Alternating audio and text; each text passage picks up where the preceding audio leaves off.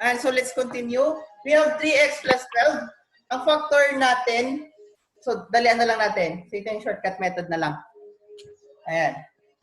So if you can see, 3 and 12 has a common factor. Tama? So what is that?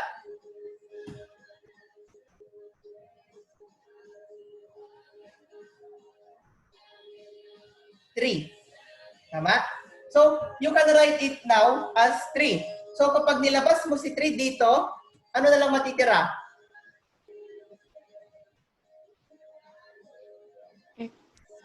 X plus, dahil positive siya. So, 12 divided by 3. 4. So, let's try to check kung ito na yung factor natin. 3 times x using distributive property. So, 3 times x is equal to 3x, tama? 3 times 4. Magiging 12. Therefore, itong sagot natin na 3 times x plus 4 is considered as a factor na. Ayan. So, this is a factor na. So, let's try to check your module. Where is your module now? Ayan. So, the answer is 3 times x plus 4. So, ganoon lang. So, ang ginawa natin is to get the factor of 3 and 12 or what is the common factor of 3 and 12 and remove it to the factor or into the algebraic expression and then isulat na lang natin yung natira.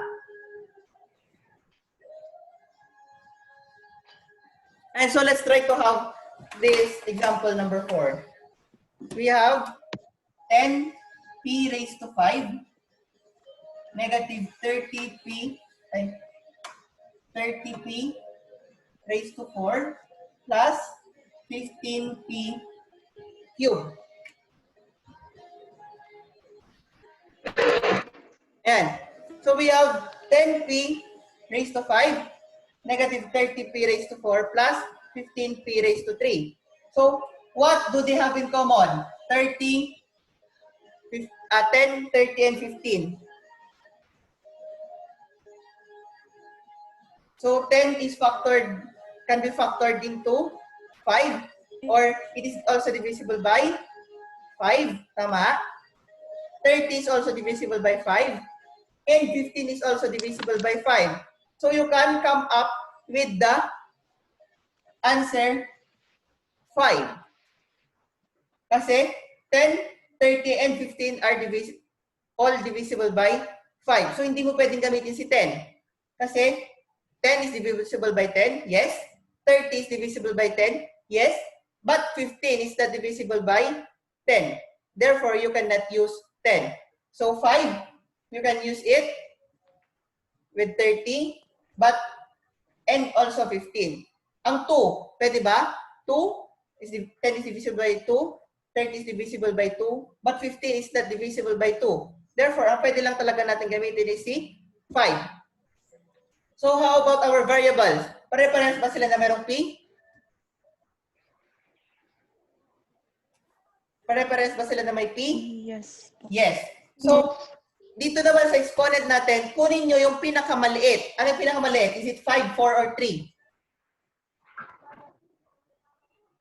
3. So, 3 na yung pinakamaliit. Therefore, use that exponent na.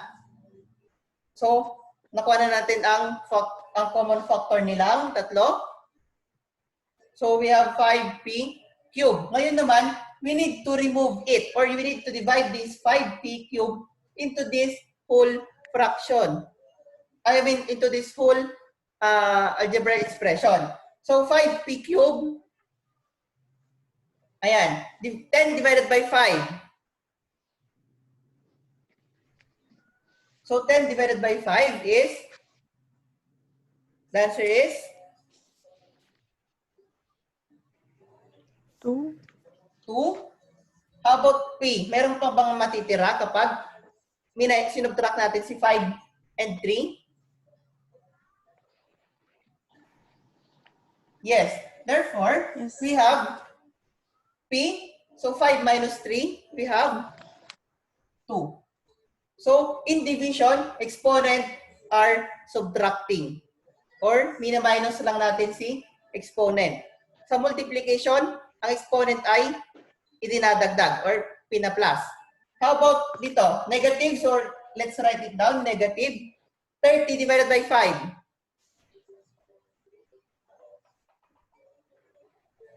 The answer is 6. 6.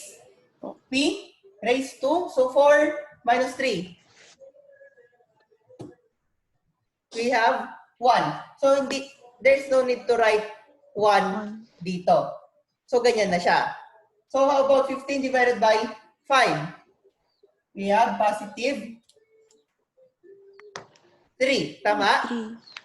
So yung P natin, P cube, P cube. So kung parehas lang sila, there's no need to write that kasi magiging P raised to 0 siya or 1. So 3 times 1 is 3. So hindi mo na kailangan isulat. So this is now our final answer. So ito na yung factor natin for this exponent. Or exponent. This algebraic expression. Ganun na siya. Gets? Opo. Sister Gina, yung order ko meron na? Ano daw? Ayun na, Sister Gina, pero yung order ko meron? Meron. Ayan. So let's try to factor completely. The table below shows other ways of factoring common monomial. So we have y raised to 4 plus y squared for letter A. We also have negative 2x minus 18. We also have 2x plus 12 and 2y raised to 4 plus 4y cubed minus 20. So in polynomial, we have here 4x raised to 4 plus y raised to 2. So ang common monomial factor niya is y raised to 2. Diba? Kung meron tayong y raised to 4, pwede mong kuhanan siya ng y raised to 4 din. Therefore, the remaining factor is y raised to 2. Kaya ang factored form niya, yung ginawa natin kanina, parang i-divide lang natin siya. So para hindi kayo malito, use this method na lang. So pagkatapos kung kunin lahat ng greatest common factor, you just need to divide it per term. Ayan, no? So example this one, 2x plus 12.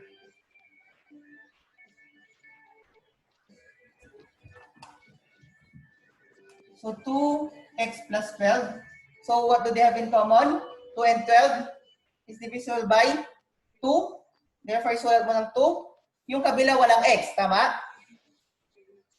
So, wag mo nang isusulat si x. Or you can write it naman, pero other way na siya. So, we have 2. So, 2 divided by 2x, we have x na lang ang matitira. Kasi parang 2 divided by 2 is 1. 2 divided by 2 is 1.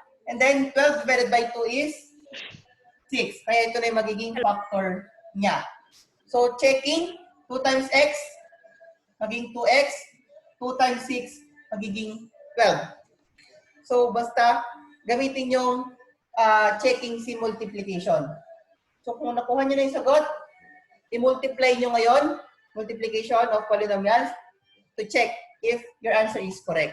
Ganun lang naman siya. Kabaliktaran lang naman siya ng sagot natin.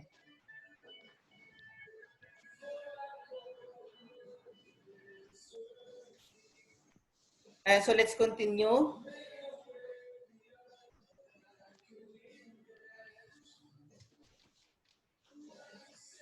And so factoring difference of two squares. So when we say two squares, a perfect square siya, tama? So ano yung mga perfect square natin? Meron tayong mga perfect square. So as you can see dito sa ano natin, sa screen natin. So ang perfect squares natin are 2, 9, 16, 25, 36, 49, 64, 81, and 100. So, yan yung mga perfect square natin. Kasi 2 times 2 is 4. So, the square root of 4 is 2. 4. So, ganun siya.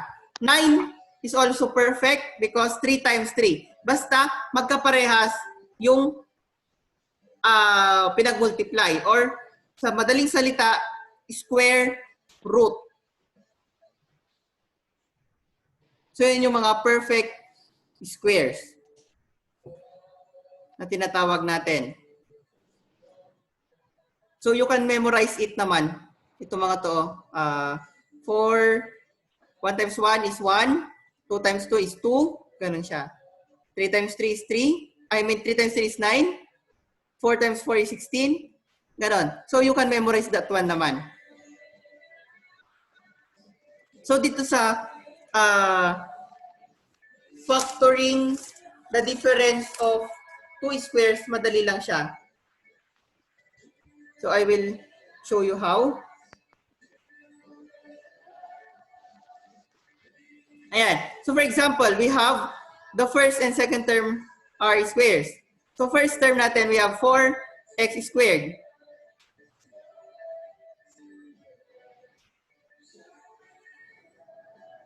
So, ang 4 ba is a perfect square?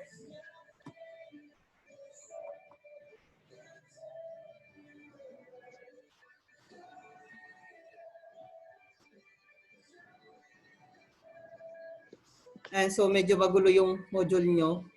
Kaya makinig na lang. Ayan. So, malalaman yung perfect square siya kapag yung unang term is a perfect square and yung pangalawang term is perfect square din. So, for example, letter A, we have 4x squared and negative 9. So, wag nyo munang tignan yung variable. So, 4, is it a perfect square? So, is it a perfect square? Yes, kasi 2 times 2. Yes. Tama? 2 times 2 is equal to 4. How about 9? Is it a perfect square? Yes, also. Therefore, kapag yung first term natin is a perfect square, and then yung second term natin is perfect square, therefore, it is a perfect, what do you call this? Perfect squares. So, how about itong 8 and 1? So, ang 8 ba is a perfect square? No. Tama? Hindi na siya perfect square kasi ang square root ng 8 is parang nasa 4 point something. Ay, hindi. 2, hindi. 3, 2. 2 point something. Yung square niya. Ayan. So, to cut the discussion short, ganito lang siya. So, if we have x squared minus 49. So, let's try to factor this one. So, ito yung ano nyo na, worksheet nyo. So, for example, we have x squared minus 49. So, ang 1 ba perfect square?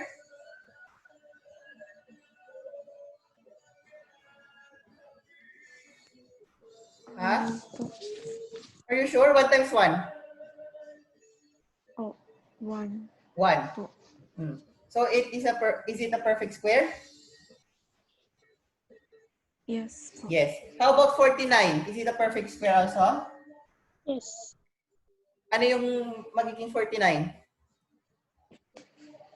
So, we have 7, tama? So, ganito lang yan. In factoring difference of two squares,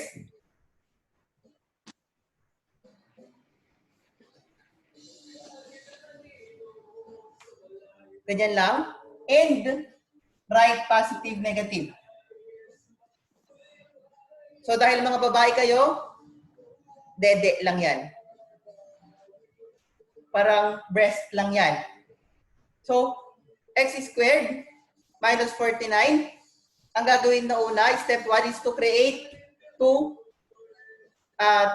close and open parentheses. Ayan. So parang dede lang siya. Lagyan ng positive yung gitna.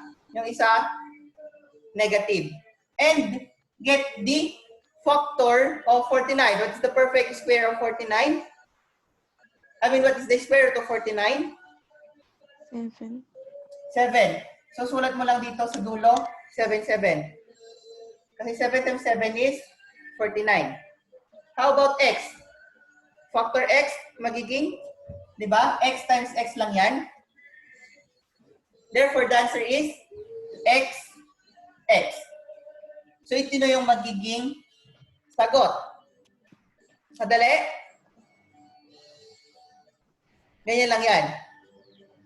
So let's try to have another example.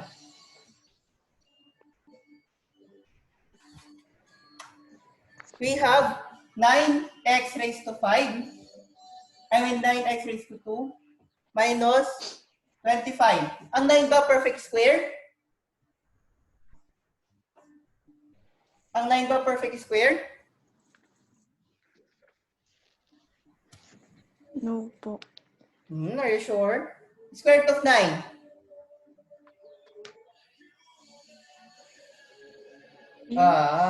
Try to memorize those perfect squares.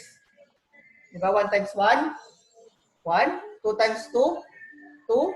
3 times 3, 9. 4 times 4, 16. And 5 times 5 is 25. Therefore, 9 and 25 are both perfect squares. So, first step is to draw a dede.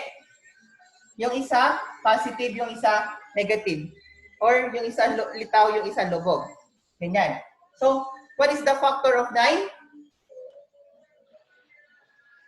So, square nyo lang si 9, magiging 3 times 3. 3 lang siya. And then dito sa kabila, 3 din. So, kung ano yung sinulat mo dito sa una, yun din yung susulat mo sa pangalawa. And then, we have x. So, ano yung magiging x natin? Sulat mo lang siya sa tabi ng x. So, katabi niya, kaya katabi niya din dito. Then, si 25. Square root of 25 is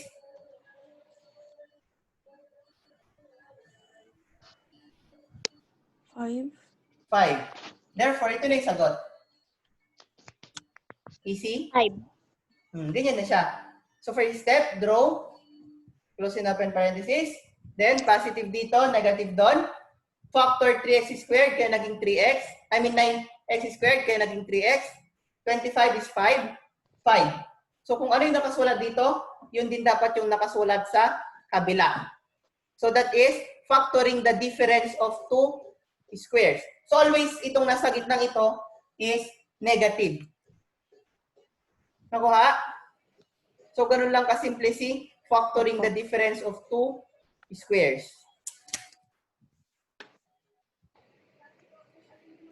Ayan.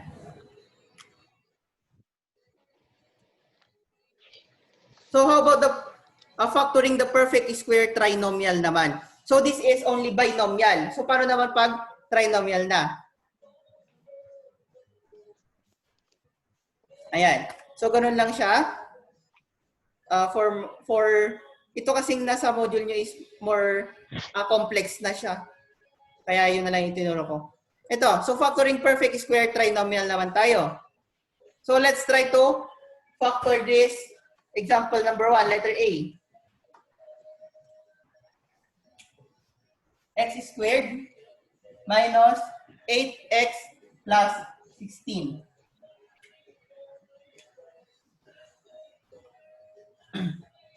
Ayan. So, ganun din lang yung gagawin din. So, for example, we have x raised to 2 minus 8x plus 16. So, always, yung isi-check ito, dapat negative ito and positive yung dulo. So, perfect square ba si 16? Yes. Kaya magiging sagot natin dito, dapat perfect din. So, paano magiging sagot dito? 16. Therefore, ang sagot natin dyan is 4 lang. And get the factor of 8x. Na magkaparehas lang sila.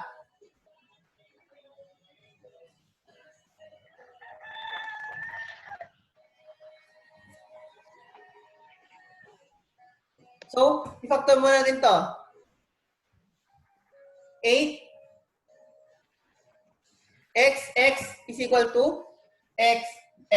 Ganyan lang yan. So, factor this one. X. Kung y yan, di y. Ganun lang siya. And 16 is factored into this one. So, ang gagawin mo naman ngayon is to get the factor of negative 8x. So, ang gagawin lang natin dito is yung sign. Sign lang titignan. So, negative siya. So, ano ulit ang gagawin natin? Or anong sign para maging negative?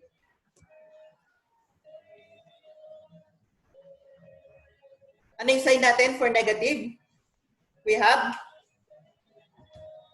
both sign. negative.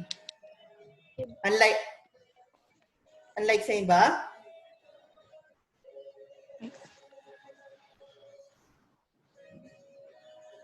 Yes, unlike sign. Pero dito, to get negative 8, kailangan, kung ano yung sign niya dito, yun din. Let's try to check. Ayun, no, parehas lang sila. So, kanina, magkaiba kasi positive, negative, kasi wala siyang gitna. Ngayon naman, gitna tayo na trinomial, parehas lang yung sagot. Or you can write it as like this. Square. Ganyan lang yan. Pwedeng ito rin sa taas. So, let's try to check. X times x. So, using the FOIL method. FOIL stands for first, outer, inner, and last. So, first, we have x times x. Anong magiging sagot natin dyan? We have x squared, tama? Si x times x. Exponent, magdadagdag. Dito naman, x times negative 4. Sagot natin dyan is negative 4x. Pagtabihin nyo lang. How about this one naman? Negative 4 times x. Diba? Negative 4x pa rin yan. And negative 4 times negative. So negative times negative is positive. 4 times 4 is 16. Then combine like terms. Kaya magiging x squared negative 4x plus. Negative 4x minus negative 4x. Kung magkaparehas yan na magkatabi, magiging negative din yan. 4 plus 4 is 8 plus 16. So, as you can see, parehas lang sila dun sa given. Therefore, yung sagot natin na x minus 4 and x minus 4 is correct. And so, I will be posting this video naman, this record, on our Edmodo. Ayan. So, ganun lang siya. So, let's try to have another example. We have y squared plus 20y plus 100. So, shortcut, dalawang dede. And kung ano yung sign dito, yun din yung sign sa gitna. Ganun lang. Basta kung ano yung sign dito, sign na din sa gitna. So, we have 100. 100 is a perfect square. Kaya magiging, what is the square root of 100?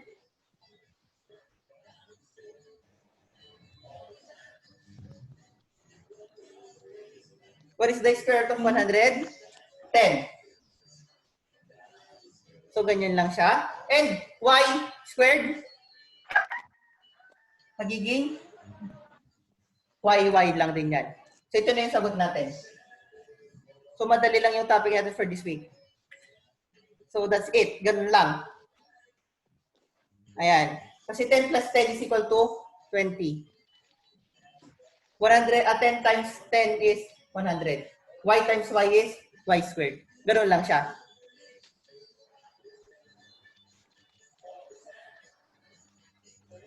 Gets na? Okay. So, ayan. That's it. Recap lang tayo. Kapag factoring of factoring the difference of two squares. For example, we have x squared minus 49. So, first step is to draw like this. And input positive, negative. Square root of 49. We have 7, 7. Tama? X, X, X. Ganyan lang yung magiging sagot natin. And kapag factoring the perfect square naman, we have x squared minus 10x plus 25. Dalawang close and open parenthesis ulit. Kung ano yung sign dito, yun ang ilalagay na sa gitna. Therefore, negative, negative. So, square root of 25 is 5x, x. Ganyan na yung sagot. So, simple as that. You can now answer your worksheet. And later on, I 2:40 to 3:20, we will be having our live discussion ulit for for checking na lang ng understanding and for evaluation and so on. So if you have understood this lesson, hit like button on my YouTube channel. So I'm not promoting it, pero i-promote ko na din. Charot. Ayan. So any more question? Clarification? None? Okay, so that ends our lesson. None po. That ends our lesson. So, see you this afternoon. You can do the activity na habang fresh pa. So, I will be sending it to you, Chloe, in your account na lang, in your Gmail. So, or you can message me na lang. So, that's it. So, wala na akong masabi. Goodbye.